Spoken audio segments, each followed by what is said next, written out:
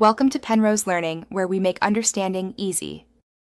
You'll start by enabling the emoji keyboard so Instagram can access it. Open Settings, then Keyboard or General Keyboard, and add emoji.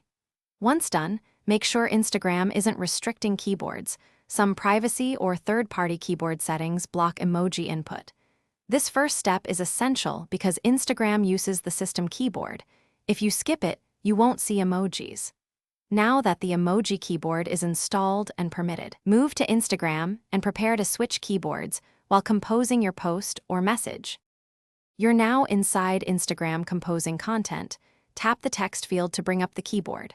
Then tap the globe or emoji icon in the keyboard corner to switch to emojis. On iPhone, it's the globe. On Android, it may be a smiley. Use the search field or category tabs to find emojis quickly and combine skin tones or modifiers as needed. Once you select an emoji, it inserts immediately. Make sure to preview placement for spacing before posting so your message reads naturally. Finish by placing emojis where you want them and publishing the story, caption, or message.